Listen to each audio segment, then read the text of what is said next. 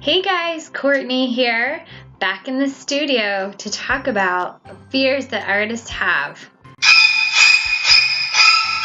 and how to overcome those fears.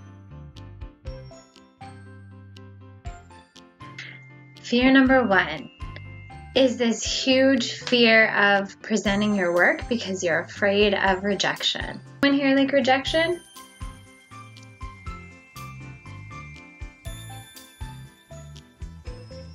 Didn't think so.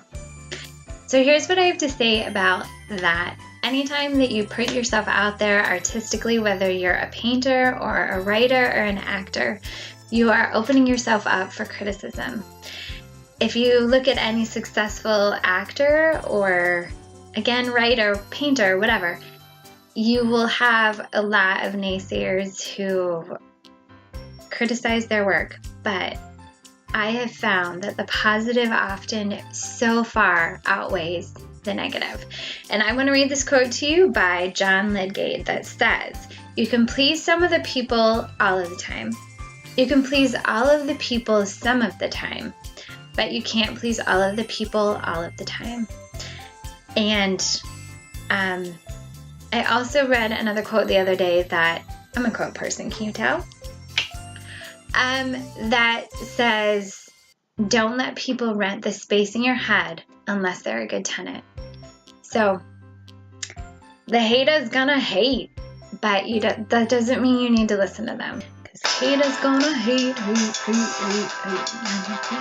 I'm just gonna shake it off, shake it off. Nobody can make you feel bad about yourself and your work unless you let them. So don't let them. Number two. Well, I don't know about you, but I know from talking to other artist friends of mine, well, I feel like this as an adult in general. Like, who let me be an adult? That's scary. So I have this chronic fear of being found out to be a fraud. I'm so afraid that people are going to look at my stuff and be like, that's crap. She calls herself an artist. Let's stop saying that. Let me define an artist for you. An artist makes art. Not everyone is going to love your art, but that doesn't make you less of an artist. I have a confession to make. I actually went to an art exhibit recently that had a lot of the great artists, like during the Impressionist era. You guys, I actually cried a little bit. It's so beautiful. I was so excited to be there.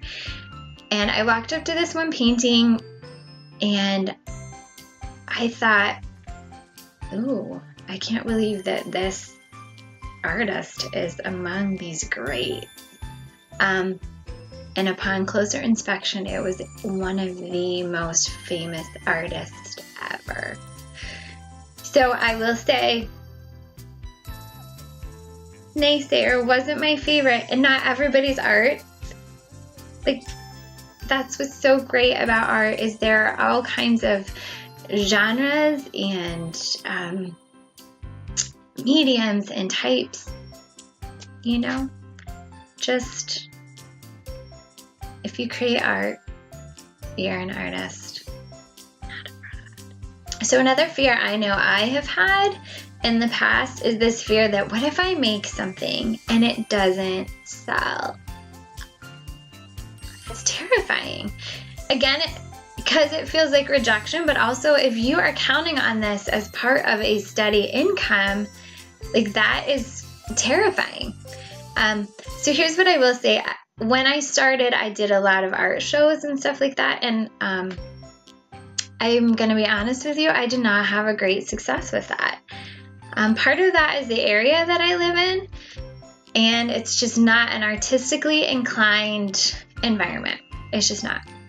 Number one rule in selling your art successfully is to know your audience. Know your audience. Because you are not going to be everyone's cup of tea. just recently found this great site that had a quiz, and I will put the link to that below so you can take this quiz. And it asks you all kinds of questions about who are you picturing exhibiting your art in their home or their gallery or their storefront or whatever. You need to know this. Because unless you know who your audience is, you're not going to know how to create your art, where to market it, and how to sell it. So, know your audience. Know your audience. So this inevitably happens to me. Every project that I do, I'll get partway through it and think,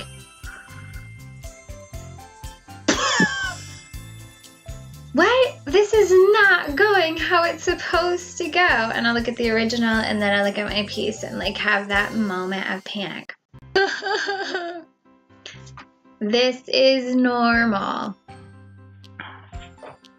This is normal. Don't give up. I can't tell you the number of times that I have started a project, felt that way, but prodded on and kept going. And those have sometimes ended up being my favorite pieces that I was the most satisfied with. So don't give up. And secondly, if you look at the great artists, go back and look at paintings, sculptures, pieces that took them years to create. So think of it this way. If you have to keep going back to fix it, you're just among one of those determined, great artists. Nailed it! So that's what I have to say about that. Don't let your fears overcome your desires to pursue your artistic abilities, whether for fun or professionally. I hope this video was helpful to you.